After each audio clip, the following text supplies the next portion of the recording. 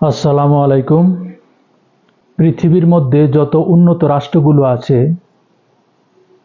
সবগুলো রাষ্ট্রের মধ্যে গণতান্ত্রিক পর্যায়ে যেই ভোটের মাধ্যমে সরকার গঠন হয়, সবাই গঠন হওয়ার পর চিন্তা করে যে নিজের দেশকে কিভাবে উন্নত করব, কিভাবে একটা সুন্দর সুশৃঙ্খল দেশ গড়ে তুলব, বিশ্বের মধ্যে একটা তাক লাগিয়ে দেওয়ার জন্য দেশকে কিভাবে উন্নতির জায়গায় পৌঁছানো যায়, সেই ব্যাপারে সবাই একমত হয়ে অনেক গবেষণা করে যে আমি দেশের জনগণের ভোটের মাধ্যমে নির্বাচিত হয়ে এখানে এসেছি।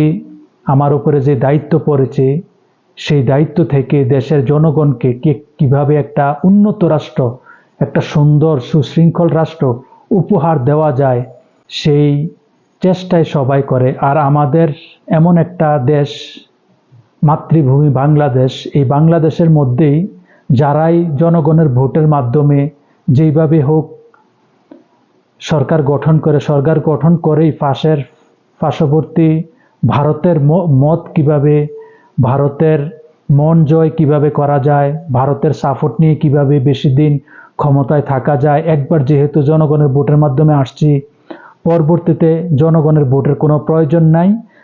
তাই ভারত কিভাবে আমার প্রতি খুশি হয়, ভারতের মনোযোগ কিভাবে আমার প্রতি সাপোর্ট থাকে, ভারতকে কিভাবে রাজি খুশি করি আমি দেশ পরিচালনা করতে পারি, আর দেশের জনগণ কি বলে না বলে সেগুলোকে আমি পাত্তাই দেব না।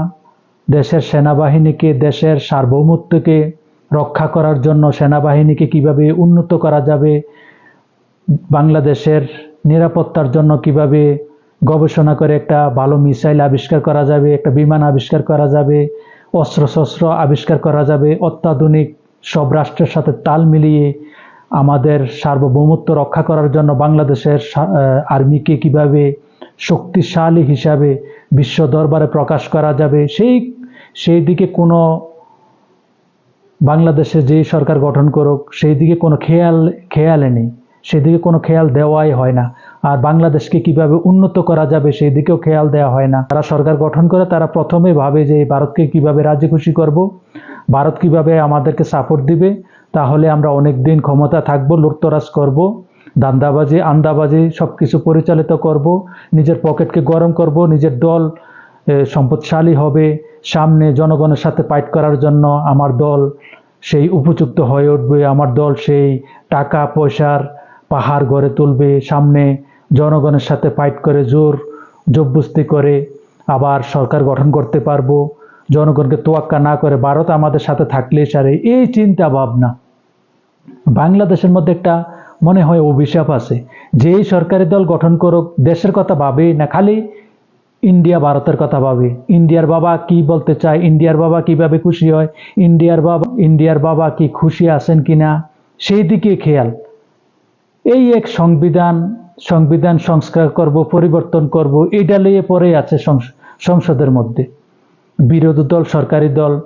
সংবিধান সংস্কার, জুলাই গণ অভ্যুত্থান, এইটাকে তর্ক বিতর্ক করে। এটাতে এক কথায় সংবিধান পরিবর্তন করো, জুলাইয়ের যে অভ্যুত্থান হয়েছে, 1500 শহীদ হয়েছে, তাদের রক্তের বিনিময়ে যেই বাংলাদেশের জনগণ ভোটের মাধ্যমে যারা সরকার গঠন করেছে, জুলাইকে মেনে নেবে, সংবিধান পরিবর্তন করবে, না হয় সংবিধানকে সংস্কার করবে। এটা নিয়ে তর্ক বিতর্ক কোনো প্রশ্নই আসে না। যারা এটা নিয়ে তর্ক বিতর্ক করে, মানতে চায় না, এগুলো টাটকা মুনাফিক।